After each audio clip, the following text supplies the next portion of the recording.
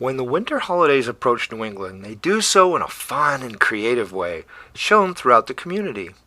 Santa water skis, surfs, and alpine skis in the middle of his most busy season.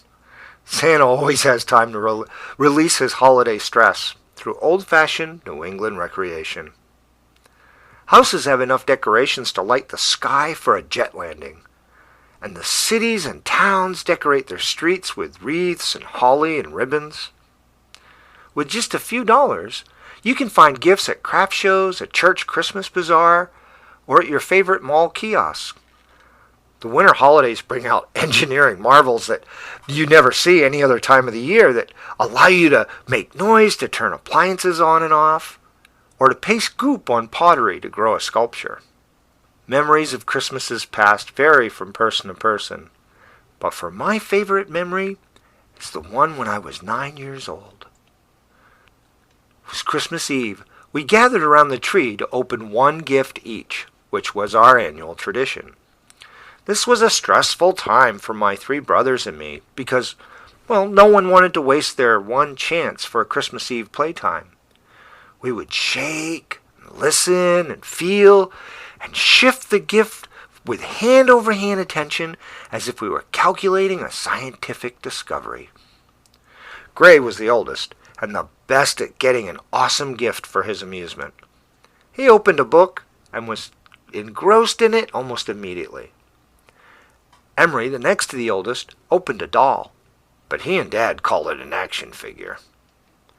Next was my turn, and boy was I ready.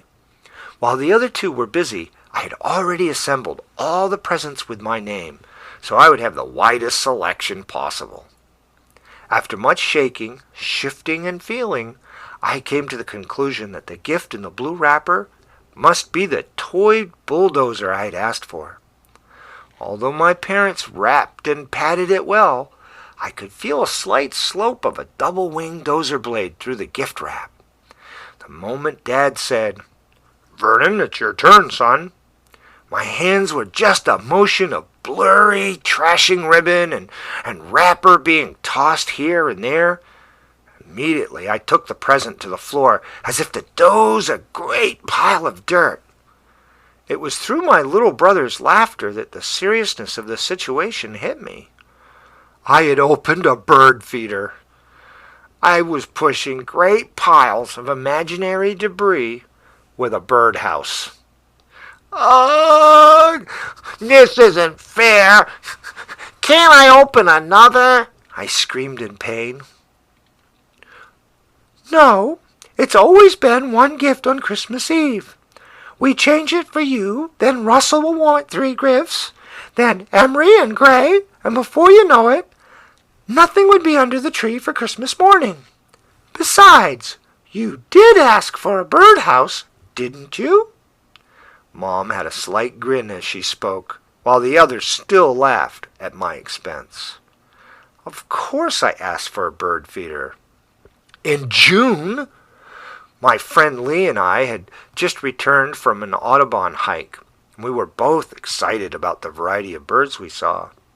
Yes, even months later I still wanted one. I couldn't wait to see the birds feeding out on our lawn in my feeder. But not now. Not as a one and only Christmas Eve gift. I never felt so cheated. Russell, the youngest, opened a race car and winked as he raced about the house making race car noises. "Vroom, vroom.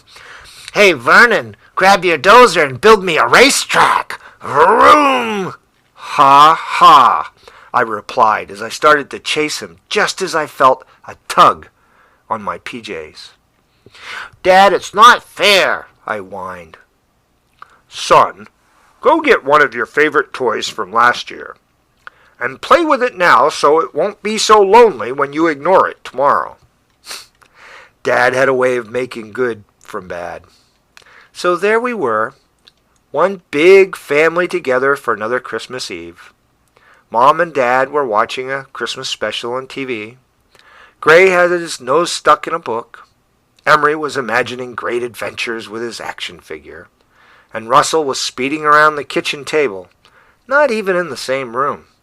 As for me, I was playing with some old building blocks, creating a Christmas castle where all dreams could come true.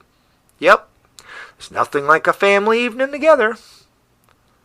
All of a sudden, it was dark, still, and very quiet. All that could be heard was the wind blowing, snowdrifts up against our screen door. "Okay, boys, stay where you are. I'll be back with a flashlight," Dad said in his fatherly manner with much authority. You could hear him and Mom moving about, and then we could see them by flashlight, as Dad held the light for Mom to place candles all over the living room. Dad, with the help from Gray and the flashlight, went out to the garage for some wood and started a fire in the fireplace. It had been a while since we had a fire because a neighbor told Dad it needed to be cleaned soon, and Dad couldn't afford it yet. "Well, if we have a chimney fire tonight, I think the snow will keep it at bay," Dad explained to Mom. "It's worth the risk, dear. If we don't, we would freeze in this weather." Mom gave Dad a peck on the cheek, and then took Emery and a candle into the kitchen to check for Russell, who just kept racing his car in the dark. Mom and the kitchen crew soon came back with some hot chocolate and cookies that were being saved for tomorrow. But as Mom says, you gotta suffer a little when you're surviving a blizzard. We spent the whole evening around the fireplace playing games by candlelight and singing Christmas carols. The next morning the power was still out, but it was so bright outside with the sun reflecting off the new fallen snow, we didn't even notice the tree was not lit. Everyone got great gifts, and yes, I did open my bulldozer. It was wrapped in a big box with a coffee can full of marbles to make noise when the gift was shaken. Clever parents, huh? After school vacation was over, I told Lee about my bird feeder, and he was excited and sad as he consoled me. "That must have been a bummer. First you didn't get the Christmas Eve gift you wanted, and then the whole town was without power. This had to be the worst Christmas ever." "Bummer? Worst? No, Lee. That was the best family Christmas Eve I had ever had," I declared with very much pride. I suppose it's not the thoughts of what we don't have, but the memories of what we did have that makes Christmas memories so easy to remember 40 years later. Create memories worth remembering and have a Merry Christmas.